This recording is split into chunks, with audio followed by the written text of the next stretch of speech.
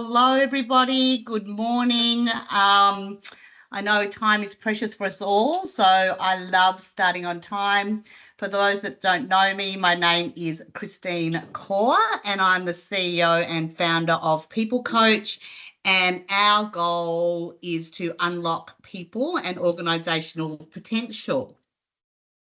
And today we're going to be talking about leading through change and creating stability in chaos. And I was just saying to our amazing Deeksha, who's our marketing and sales executive, about leading through change and being a leader during difficult times.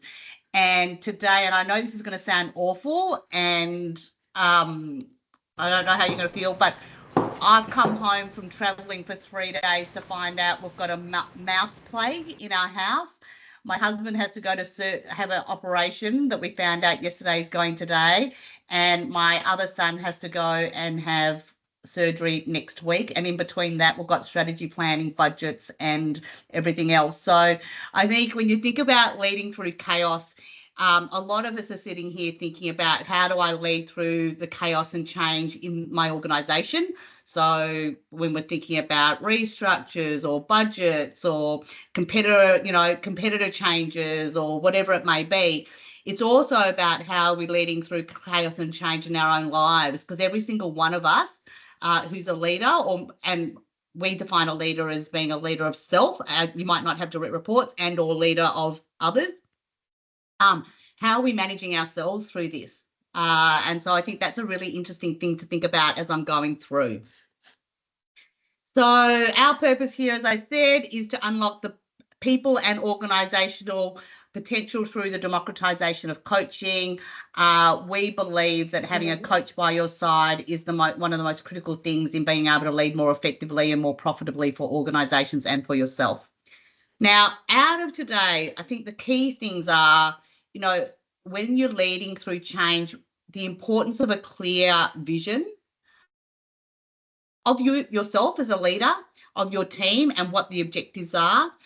Really understanding what employees need to thrive and the changing face of employees. We are not all the same. We never have been the same, but the divides between the generations, so X's versus Y's versus Gen Z's, and let's talk about, I call them, Gen Alpha, the Alpha babies coming through. That's a whole different kettle of fish. The role of empathy for successful teams, and what does that mean? And then creating a sense of belonging and community and alignment to any changes that are happening. And then, of course, things that we have learned. We are interactive, so if you've got any questions, pop them in the chat. Love to answer them, and if I do it, I can either do it through or at the end. So here's the cheat sheet. What do employees need to thrive? And honestly, what do you need to thrive? Firstly, you need a clear vision. What am I supposed to do, and why am I doing it? What are the commercial imperatives and criteria for the decisions? So explaining to people and really understanding yourself why we're doing things. If we don't explain to people why we're doing things, it doesn't make sense. So, if you say to a child, no, you have to go to bed early, or you can't have lollies for dinner every night, or whatever. If you don't explain, well, maybe that's not a great example. Maybe a teenager, explaining to them about these things. If it's not about, we're saving this money so we can have a bigger holiday, we are, trying to get you healthy so you can, do better in your sport, those sort of things, people don't understand. I think in business, sometimes we give the outcome, you must do this, without explaining the why. Let's not treat people like they don't understand budgets and money, because everybody as an adult understands all of that. And finally, what's in it for me? Like, I need to understand, if we're making change in this organisation, why do I need it and how's it going to benefit me? So all of these I'll go in more detail later. Secondly is clarity of my role and what I need. So do we have good position descriptions? Do I get feedback? Do I have a development plan? Do I have clear succession? Inspiring leadership. So one of the things that has come out, especially for Alpha generation, is that they want to be inspired by their leaders. And sometimes I look at that and I think, oh my God, I'm doomed to failure, because how hard is it to be inspiring all the time? I think the words I want to use now, and something that I'm thinking about particularly for myself and for, leaders that are feeling tired and burnt out and overwhelmed, is how can I be a healthy leader? How can I show honesty and vulnerability? How can I communicate clearly how I am? Because we're all humans, right? We're all got stuff going on in our lives. As I said, my husband's going to hospital, my son's going to hospital, and I'm supposed to be an inspiring leader. How does that happen when actually at home I've got these two things going on plus mice running around, right? How do I show empathy and understanding, be consistent, and then, be challenged and growing my team? And finally, and this is a lot from data that I'll show you later, the sense of belonging and community and how that impacts people's alignment and their ability to manage through change and chaos. And just for people that don't know, but you all know, the cost of disengagement of employees, driven a lot by poor leadership, is $211 billion in Australia alone.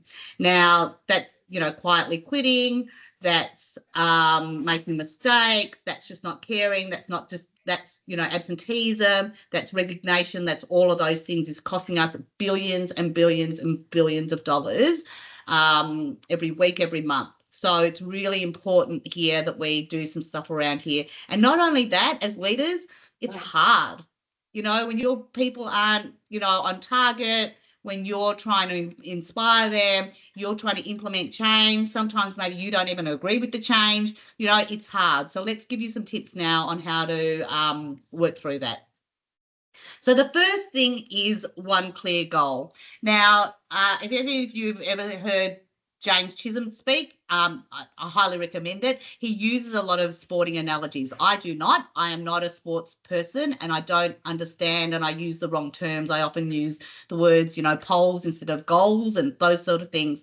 But here's the reality of what I do know. When it comes to any sport, there are clear metrics and clear goals.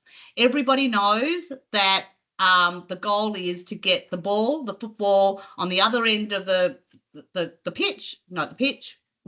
ground, to kick it through one of the tall ones in the middle, and then you get 6 points. Everybody knows that. Even I know that, right? Now, imagine if that was unclear. And imagine if each of the people, and I know there's all these different positions that you have on the field, everybody knows their role very, very clearly around what they're supposed to do and what they're not supposed to do. So their KPIs, their metrics, their role responsibility is really, really clear. And when they're given feedback, right, when they're told, hey, don't hog the ball, or, kick to this person instead of this person, they don't take it as, oh, you're being mean to me, you're upsetting me, I don't feel psychologically safe.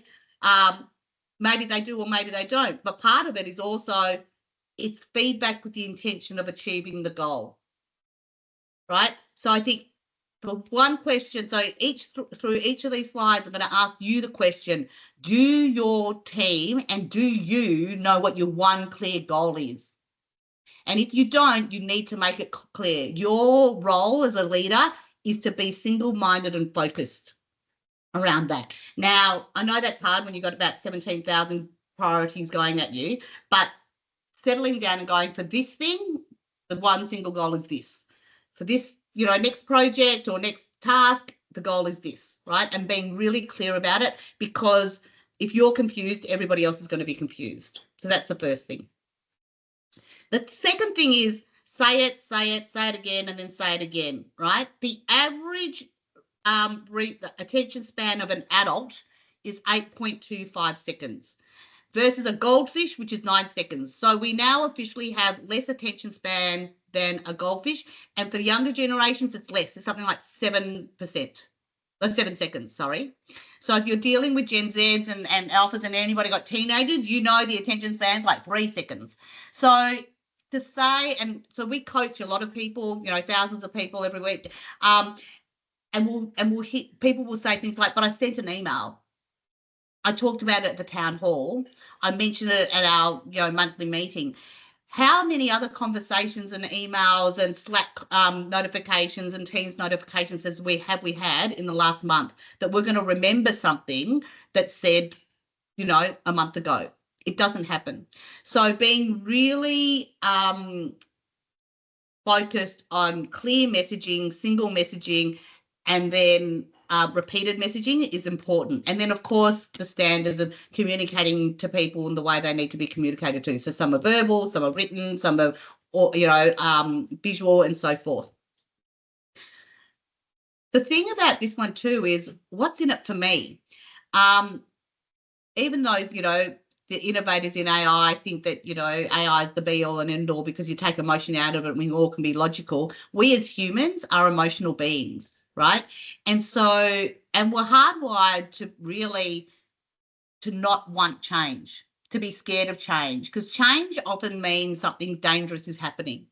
Now, and in our today's world, so in caveman days, it used to be a lion's coming, elephant's coming, another male's coming into the tribe. For us now, it's, social media, it's redundancies or changes in business. It's, I don't know, another tariff issue, coming out of the US. So it's really important when we're managing change to really either call what the what's in it for me is or what the impact is on me for both yourself but also for your team. Not avoiding it, because sometimes if you avoid having a discussion around what some of the possible risks or opportunities are, then what happens out of that is what you make up is worse than what is real.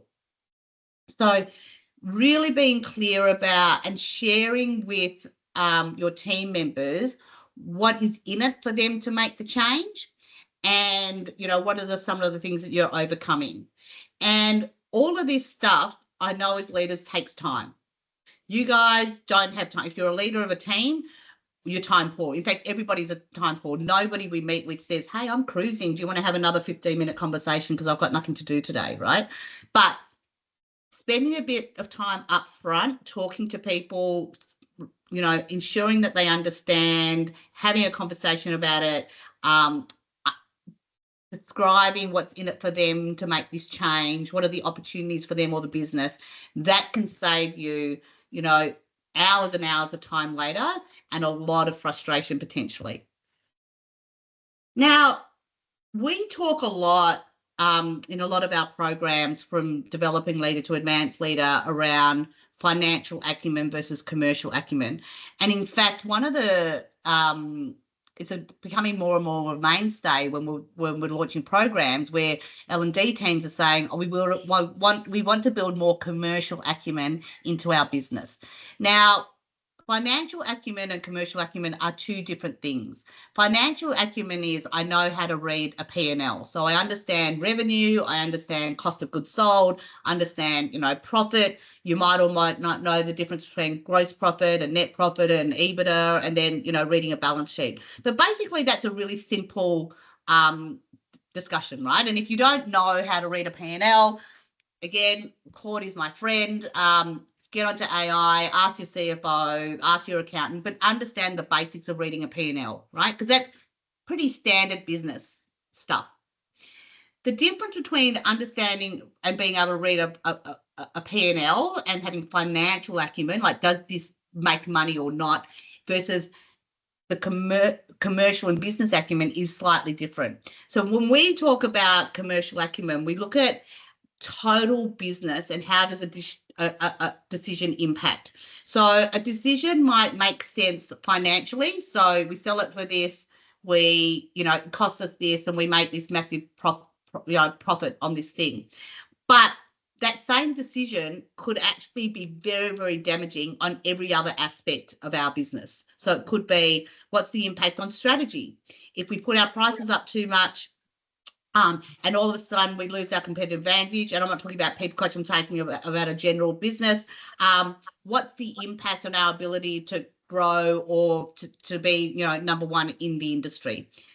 People and operations, right? If we make a decision to double our sales in, 3 months, but we don't want to put on any extra people, or we can't find those people because they're a very difficult niche to find, what pressure will that put on workflows, people, stress,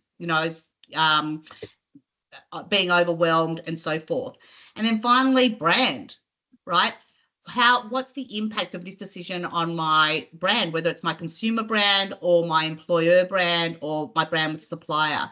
And I guess what we're seeing is that most people will look at any decision on how's it affecting me. So firstly, how does it affect me as an individual employee? Then potentially, how does it affect me as a team leader and my team or my division? And then they might think about how does it affect my division. So if you're lead a marketing team, you'll think about how does a decision affect me, how does it affect my team, and then my direct team, and then maybe how does it affect the whole marketing team. The thing that we need to align to get that one goal, right? So go back to our first slide of the Bulldogs winning the premiership. It's about knowing what the one business goal is and aligning to that, right? And being able to see that's commercial acumen, and being able to make decisions not just based on how it affects marketing or sales or finance, but looking at how does it affect customers, how does it affect long-term 5-year strategy, how does it affect finance, of course, how does it affect operations, how does it affect people. Now, this is a lot of information to take up, and we run whole days on this model alone, on how to think about things from a commercial acumen perspective, not just a financial acumen perspective. But as leaders, leading a team, it's really important that you get to understand this as a concept, right? Because driving good business outcomes for the short term and the long term is more than, in the words of, Trump himself, making a deal today, right? We've got to think about the impact on tomorrow, and in fact, I don't want to be political around these things, but thinking about the impact of some of those deals that's happening on the broader economy in America and the world, right? Where was the consideration of the total commercial impact and the strategic impact rather than just getting a deal done? And so really thinking about that, again, putting that in language that our teams understand. And, one of the ones that we hear a lot about, especially if there's restructures and changes, that people will say, but we're making a lot of, why do we have to lose these team members? It's not fair. And look, it isn't fair, it's not nice. And I'll guarantee you the organizations that are doing it don't want to do it. The people that are making the decision don't want to do it. But sometimes if you don't do it, the risk is that the whole business goes down.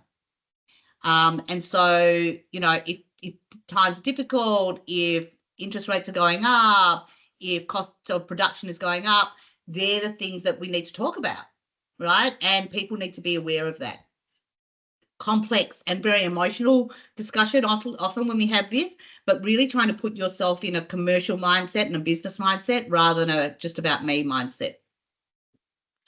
Now, I wanted to talk a little bit here too about the changing face of employees and the people that you need to lead. So when you're leading through change and chaos and really thinking about who are we working with? So for some of us, we might be leading teams that have, 4 or 5 generations in them.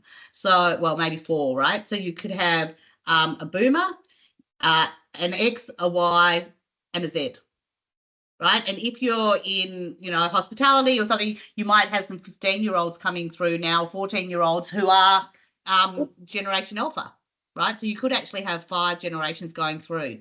And if you think about this slide here that shows us that in 1996, that, by the Australian census, when we said what's our background, it was majority English, then New Zealand, Italy, Vietnam, and Scottish. So very European background with Vietnam, which was driven by the Vietnam War, of course. In 2021, it's England, India, China, New Zealand, and Philippines. Very different.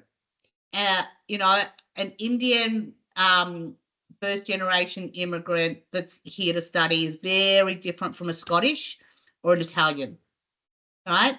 And so thinking about how do I communicate and what's important to them, security, structure, progression, challenge, that we've all got our own individual background, biases, values, idiosyncrasies, and then we've got them on a cultural level as well, right? And so really thinking about me communicating in one way to Diksha is completely different to the way I might communicate with James Chisholm, who's a 50-plus-year-old male that's brought up in Australia. Obviously, the way they see the world, their experiences, their views are going to be completely different. So I can't have one size fits all, right? And I think as leaders, that's one of the most difficult things. We often think about, oh, but I said it, I told them, but did you tell them in a way that they're hearing? I always, when I talk about leadership and communication, it's what you say, but it's also what they hear. And it's about two different languages sometimes being spoken. And how do we manage that?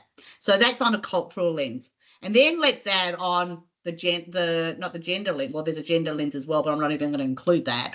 Let's talk about the generational lens, right? And what's most interesting for me here is that if that middle line there, and again, I've got a whole presentation just on this because it's so complex and so interesting.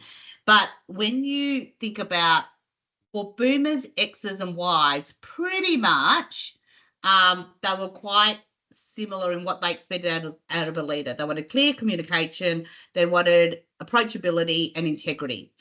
In Gen Y, we then added accountability, right? In Gen Z, who are now about 30% of the workforce and growing, empathy has come up and it has taken out integrity and accountability in top 3, which is really interesting, right? So being empathetic, understanding, being understood, that's what Gen Z need. We then go to Gen Alpha, and leaders need to be inspiring.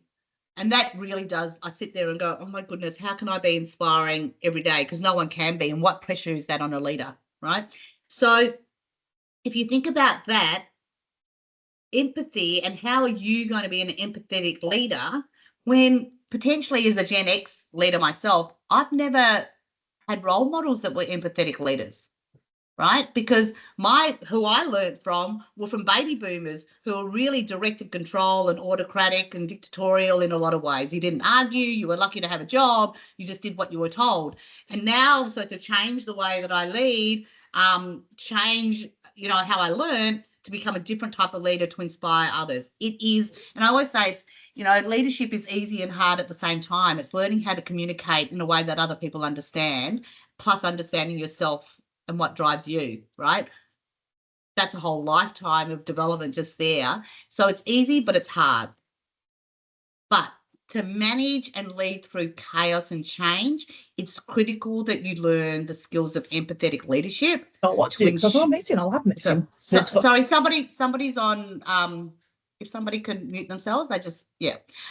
So that's, again, a really interesting topic. And I think anybody that's leading a team here, make sure after this time, if you don't understand the concepts of empathetic leadership, I'm going to share some shortly, but definitely Google it, ChatGPT it, find out a bit more, because it's going to be one of the big differentiators of successful leaders moving forward.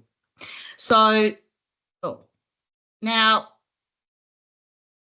one of the first things I wanted to ask you, so one of the first things that we sort of said around what is important is having clarity, having that clear vision, knowing where the goalposts are. So can I ask you all to register here? And I want to ask you, do you actually have clear position descriptions and achievable KPIs for you and your team? Like, do you actually know what success looks like? Do you know, and do you actually believe it's achievable? Because, again, if you go into a football match and you think there's no hope of you ever kicking a goal, then you probably won't kick that goal, and you'll just give up and you'll let it go. If you, however, really clear, that's fantastic, right? So at the moment, we've had 2 people, 4 people, great. We're moving to... We've still got most people, 60%, have very clear and achievable KPIs. That is fantastic. That is music to my ears, because you cannot be successful if you don't actually know what you're supposed to do and what success looks like. We're now seeing that we've got some PDs that are out of date. we've got some PDs and KPIs, but we never refer to them. Luckily, well, glad to see that now we're seeing that we have unachievable KPIs, and glad to see that nobody's got no PDs or no KPIs, right? But can you see now, just with the small number of people that are doing this quiz, 55% of you, or 45% of you, have not got clear or achievable KPIs, which means 45% at some point are going, is this right? Is this, and so how would you be able to manage and communicate change and the reasons why and, ambiguity if we're actually not even clear about what we do or why we do it and what success looks like? So again, if there's one action that you can take out of that as a leader, it's actually going back to your position descriptions even for yourself and for your team members, to be really clear and single-minded, and also being clear about what you want them to achieve. Right? And you can't have 17 things, that's too many things. But what are the, one or two things they need to achieve, and whether that's even in a day or a week or a month, right? Prioritizing, because we all know if we're not that focused, everything else can get in the way. The other thing that people really want, and when it comes to being aligned and leading through chaos and actually remaining productive and committed and engaged in organizations, is what's in it for me, but also how am I developing and how am I going to be looked after, during this process. Now, this is just one of the examples that we show that in an organization, there's about 5% of the organization are executives, about 15% are middle management, 20% are team leaders, and 60% are frontline or individual work, contributors. So overall, right? Now, look, there's different numbers, but broadly I sort of summarised about 7 different sources and came up with that. So that's basically how it works. Now, when it comes, though, to how we're spending money in each of those areas, it's really at executive and senior leadership level, which is about the 5% up the top there, where we're talking about leadership development. And in some cases, it's remedial. If you think about coaching, it's this person's got to this level and now there's some leadership issues and we've got to bring an executive coach in, right? For every other level, middle managers, team leaders, and frontline, it's generally about skills development. So how to do this thing better, how to be better in marketing, how to use Excel better, how to do project management better. It might be CPD points that, for if you're an accountant, you've got to do those sort of things, right? Only 2.7% is spent on leadership development. Now, for all the leaders that are here, I should have done a poll on this, right? But if people want to put things in the comments, let me know. How many of you are leaders here, and how much time do you actually spend leading and supporting and encouraging and coaching and firefighting and consoling your overwhelmed team members, or managing chaos or explaining, versus doing your functional thing? So when you get sent off to another project management course or, finance for non-finance people course, that's all great, but how much support are you actually getting to develop your communication skills, to lead your team more effectively, to get more out of them for the organisation and for yourself? And what this is saying, I don't know, hopefully, obviously the organisations we work with are spending a lot more money there, but overall as an industry, we're spending 2.7%. And again, when you think about the role of AI and where that's coming, AI, it makes information like that ubiquitous, right? It's the starting gates. What's going to differentiate performance and innovation and creativity and success is going to be how we lead, the human factor, how we create, how we innovate, how we inspire, how we communicate, right? And yet we're only spending 2.7% on that. So again, the action out of this slide, if you are a leader of people, work out how you can improve your leadership skills. Ideally, we would say, because we're biased, get a coach, but how can you do that? Because that's the thing that's going to stand you out from the crowd.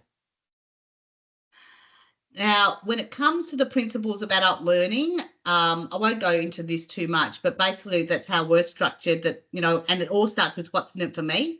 Again, if any learning that you want to put into your team or for yourself, it needs to do what's in it for me? Don't tell me what to do. Respect that you've got already a lot of experience. You've got to be ready to learn. So no learning happen for you or your team if you're not interested in it, and it needs to be accessible. We're all too busy to be sitting in a room for 3 days, right? Although it's nice to do, and you love the human connection, it's far too busy, and we actually don't learn the best doing that.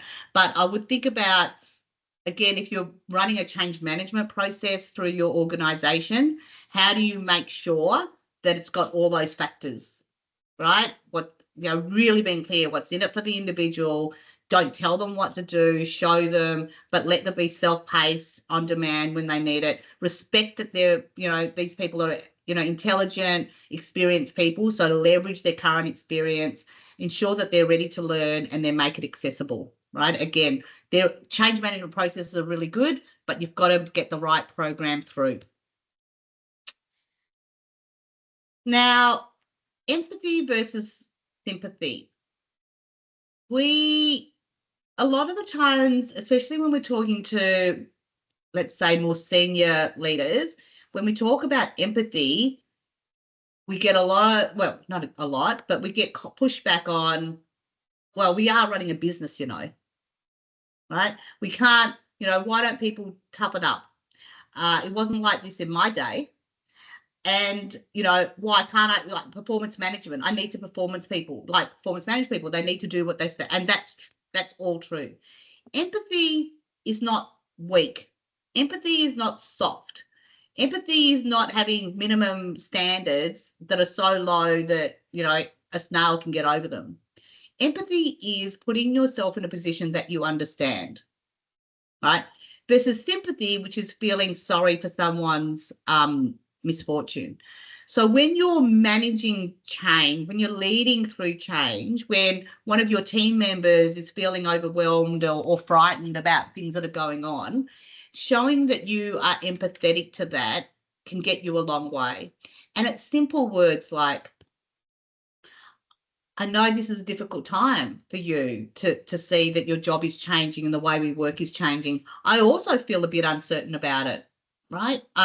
Because I'm used to doing things in a certain way, and I know it's difficult and it'll take a little bit of time, and we might not be perfect at this new role or this new process in the beginning, but because of our goal is to double sales in the next 3 years, or to be the number one in the market, or whatever the goal is, this is the role that we have to go through. How can I help you navigate that better? I know that you must have some concerns, right? So we're not saying ever, oh, it's terrible that you have to do this. I'm so sorry that you have to do this. I wish you didn't have to do this. You may still feel those things, but that's actually not helpful, right? That puts people back in the view of, yeah, it shouldn't be happening. It's not fair. Why do I have to? If you're sorry that I have to do it, why are you making me do it, right? It's more around, I'm sure you must be concerned. I'm sure you must be frightened. I'm sure you must be annoyed. I can understand that. I also feel some of those things at the same time. This is the direction that we're going. These are the reasons why we're going in that direction. What else do you need from me to help you facilitate this in a better way? What else? What other information? What other resources? What other support? Right. So that's what empathy is. And when you go back to what Gen Zs want, and and it says Gen Zs, but we all want that. Who of us sitting here today says, I don't want people, my leader, to feel empathy for what I'm going through today? We all want it. It's how much do we demand it? And so for X's and boomers, we probably never had it. So we don't think we can demand it. We don't feel the right that we can be treated, with empathy and kindness in the workplace, because we're just not used to it. Whereas Gen Z's, rightly so, are demanding it. And I say all the power to them, and more pressure on us as leaders to ensure that we're delivering, right? Again, for any of the leaders that think empathy means I'm weak, I'm soft, I can't set ground rules, that is not the case. For anyone here is not a leader, but is it, reports into a leader, which is all of us, empathy does not mean you get your own way, and because you don't like something that the business is going to change it for you. Or if you don't like I literally heard a story the other day of a person that's underperforming, and not only did he say, can't I just do the bits that I like? His father rang up. His father rang the CEO, and this is a 26-year-old man. His father rang the CEO and said, he really likes working there, but I know he's not doing everything that he should, but can't he just do the bits that he likes? That is not empathy. That is not professional. That is ridiculous, right? So I'm definitely not saying that. But what I am saying is that we can show some kindness and empathy to our people, and you'll be surprised, or probably not, of how much that can change behaviours. Okay, so here's the, not the dummies kind, I don't know, but the quick fix on, fundamentals of empathetic leadership. The first thing is, that saying, if you're in a plane, put the oxygen mask on yourself first before on others. I'm going to say that about the leaders here. Now, a lot of us as leaders, you may not have empathy for yourself. You may not be accepting that you yourself are struggling or overwhelmed or not feeling great, right? And it's really important because you are a role model to those people around you. And I've learned firsthand that you might think that you're keeping it all together and nobody knows that you're struggling or you're scared or you're overwhelmed. I'm guaranteeing for you, they absolutely know. They might not know why, but they know something's going on. So the first thing is, to be a better leader, you need to lead yourself better so that you can lead others better. And what that means is showing a bit of empathy for yourself.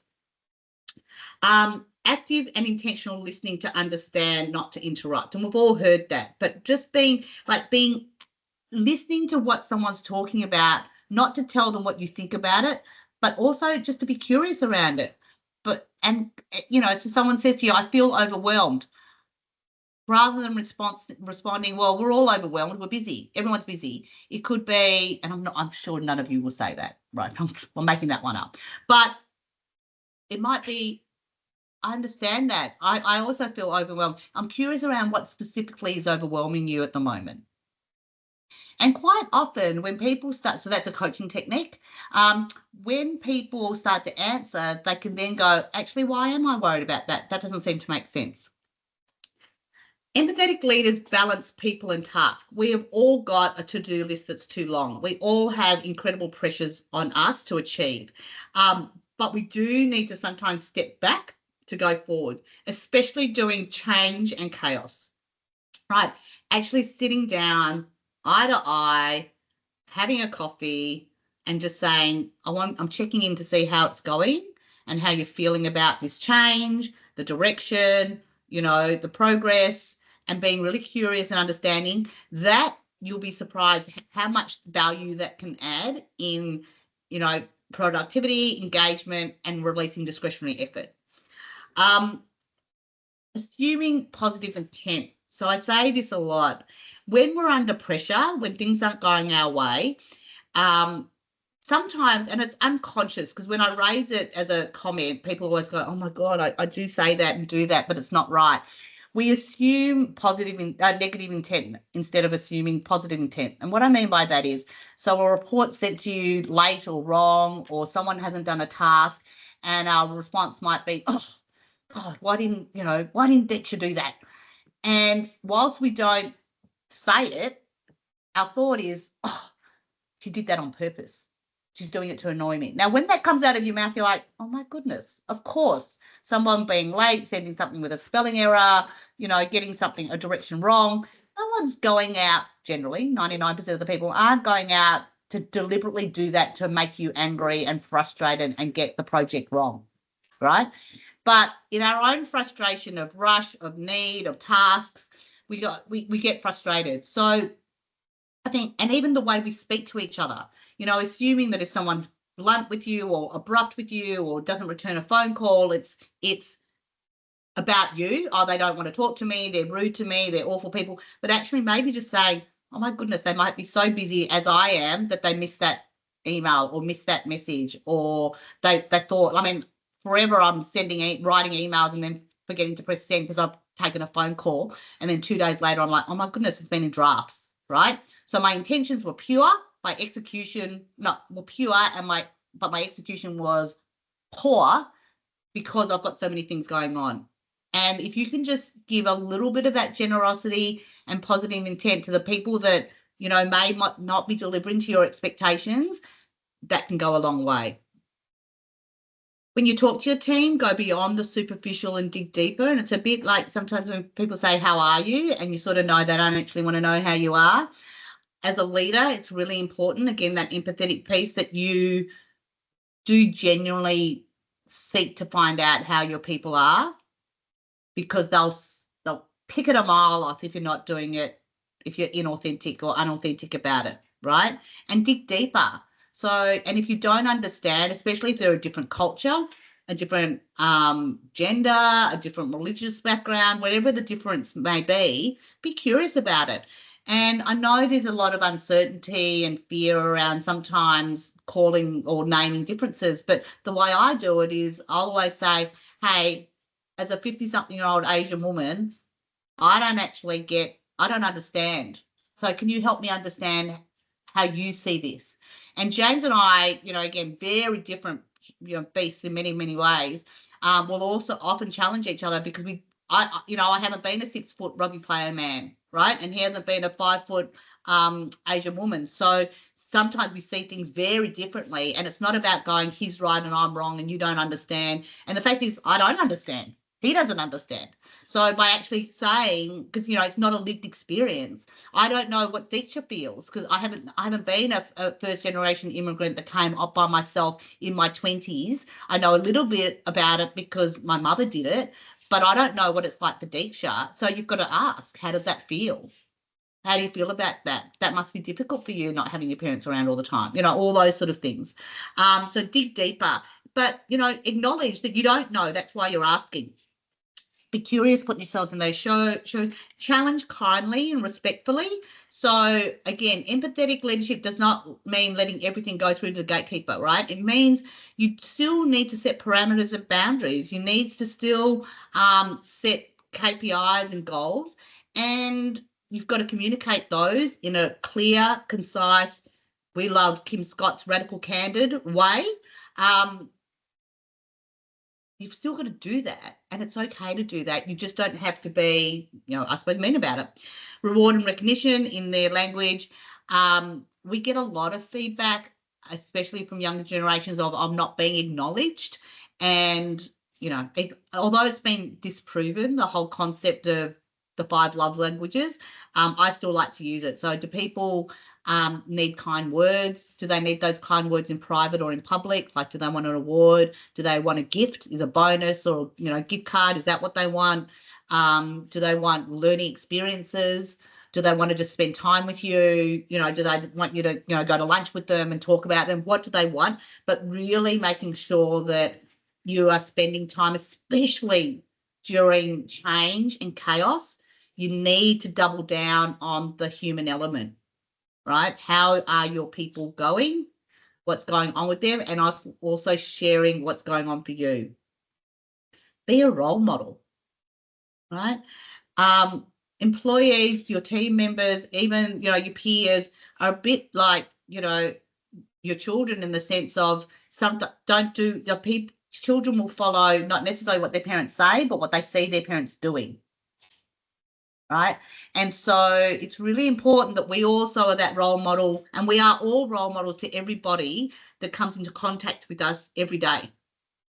So how are you turning up? How are you being empathetic to yourself? How are you treating others? How are you, being single-minded in your priorities? How are you being clear in your communication? So role modeling that, and then expecting that. And by the way, anyone here who reports to someone, as I said, that's all of us. Our leaders are not robots, right? Leaders are still human beings who have stuff going on. So don't expect them to be perfect. Employers or leaders don't expect their team members to be perfect every day. You can't expect your leaders to be perfect every day. It's not possible. See similarities, not differences. And I think one here about empathetic leadership, the word inspiring does worry me. I think I've said it a few times. Like, that's a big, big bar to put on leaders, that you have to be inspiring every day to deserve to be a leader. I think one of the things that I look for, and again, they talk about in parenting, is being consistent. And the other one is being present.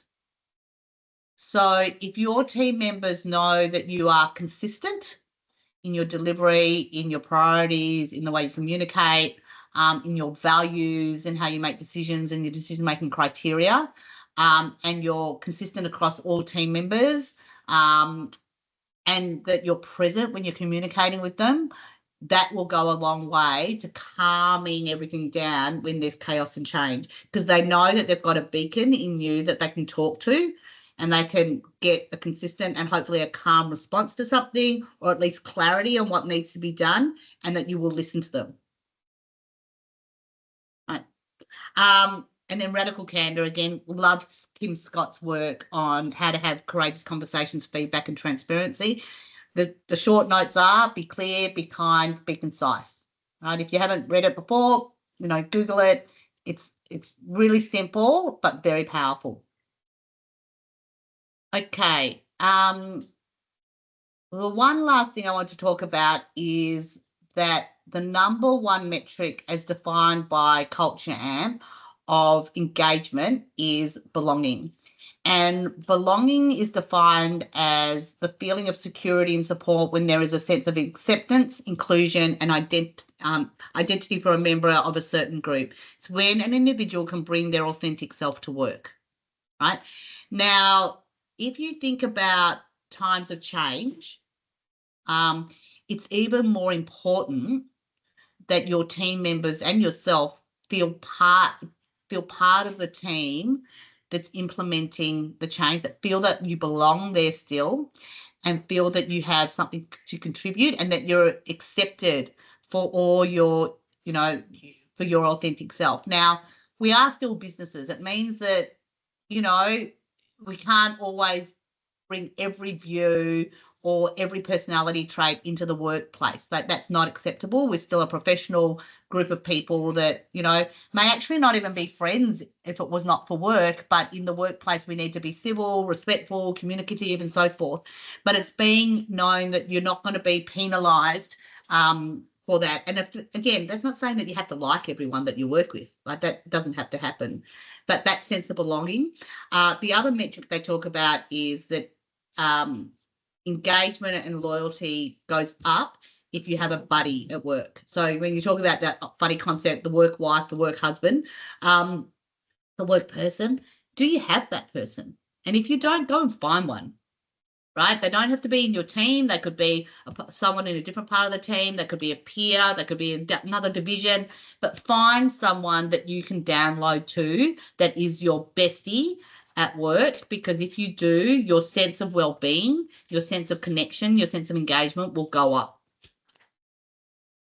Now, I'd like to, if we can answer this one, what are some of the behaviours you think you exhibit when you feel like you belong? Love to see the words that you're going to use here. Anybody going to respond? One person? Safety. Perfect. Collaboration.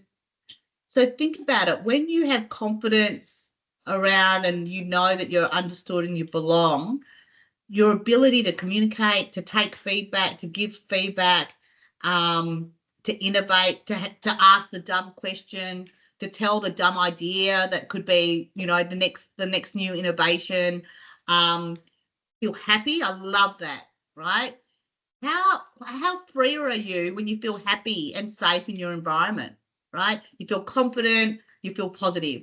So creating that sense of belonging in the workplace, and as leaders, that's one of our big responsibilities. But as every individual, we can absolutely create a safer and more belonging workplace. Like, if you have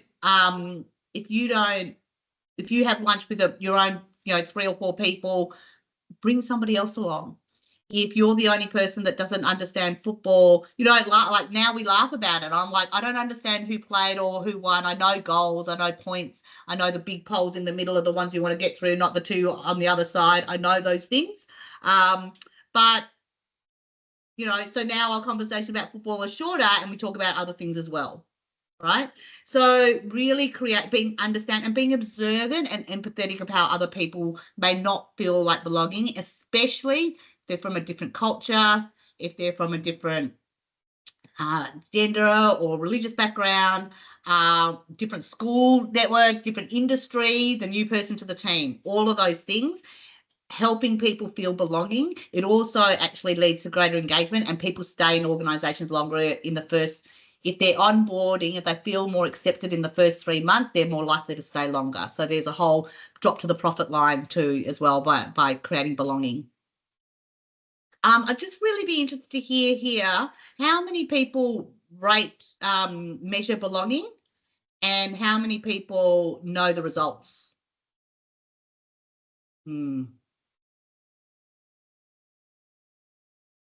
Okay. So that's really interesting, right? So we've got, all the numbers are changing really quickly, but we seem to have about half, which is good, are actually tracking belonging, which is really, really good.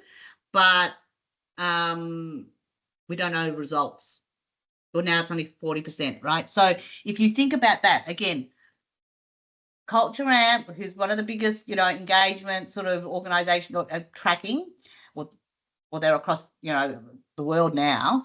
If they say the number one thing is the sense of belonging for engagement, productivity, etc., in the workplace, was saying that only 37% of the organisations here track it, and even within that, about 30% of you don't even know what the results are.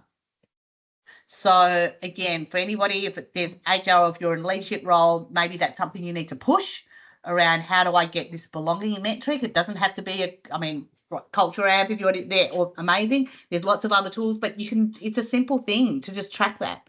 But think about that, and think about all the words that you said before, and think about if you're managing change and chaos in your teams and organization, how much easier would that be if we felt that we belonged here, and that we were safe here, and that we were confident here, and that it will be okay because we've got a safety net.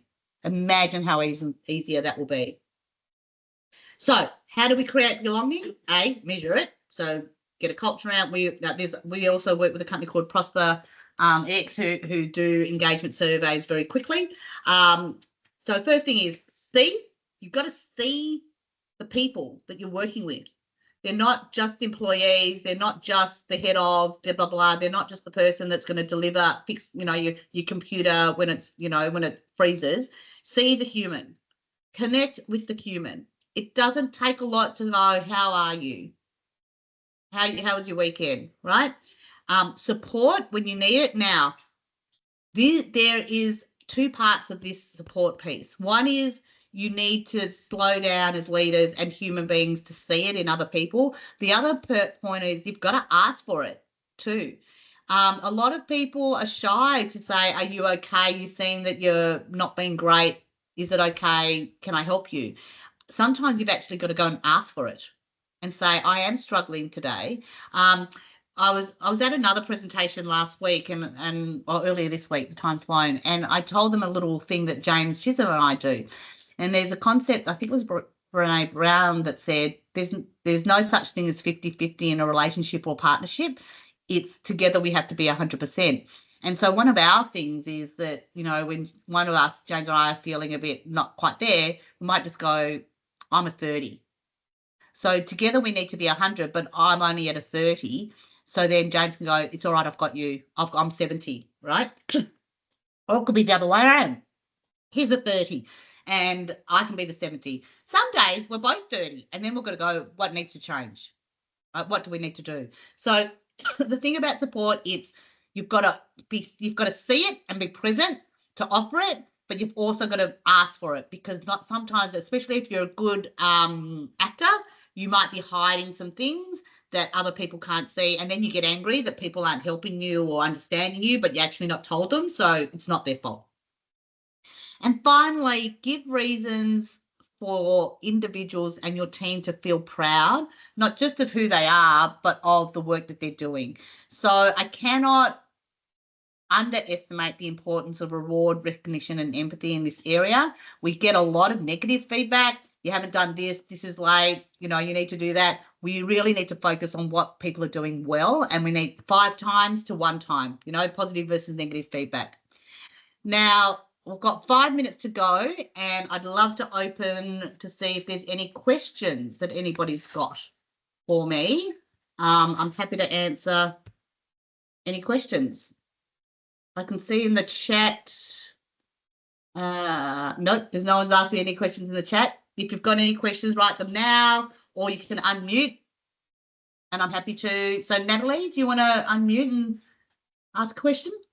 Yeah, hi. Hi. How do you approach if you just go back to your last slide? Mm-hmm. How do you approach the last one if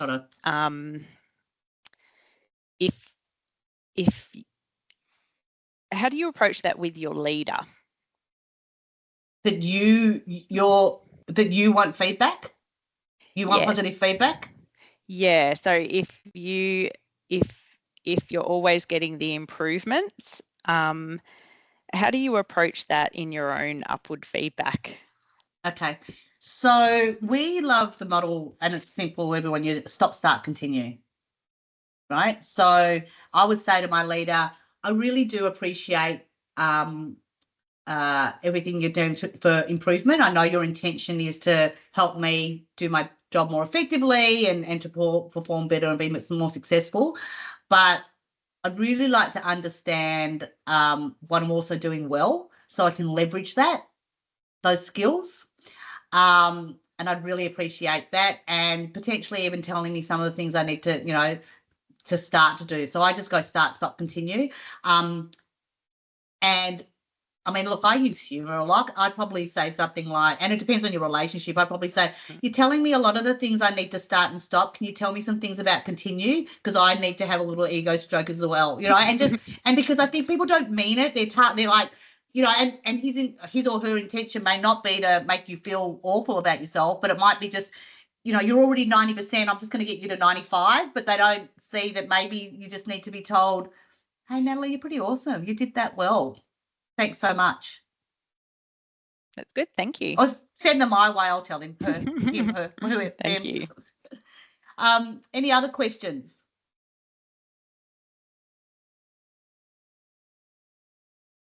No? Not a question, Chris, but really just thank you. That was amazing. I've taken so many notes, and it's it's practical.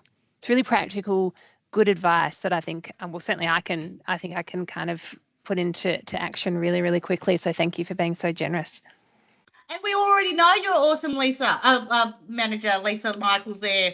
But yeah, look, everything we do is about being practical and actionable and easy to use, because who's got time to read, 17,000 pages of the latest research on great, leadership? Like, if you've got time, good on you. I don't. It's like, what can I do today is really what the big key is. So, look, I thank you all for your time. The recording will come out after this. We've also got a tip sheet. If you've got any questions, just come on through, let us know. And of course, everything we do is around, creating more inspiring, scary word, leaders, and more profitable, honestly, more productive and more profitable and more fun organizations to work with. So have an awesome day, everybody. And I'm going to get back to my chaotic life and get my husband to hospital, and we will see you all next month with James Chisholm, who's doing his next one on, I can't remember, we're moving so quickly, but there's another one next month as well, and that one will be incredible as well.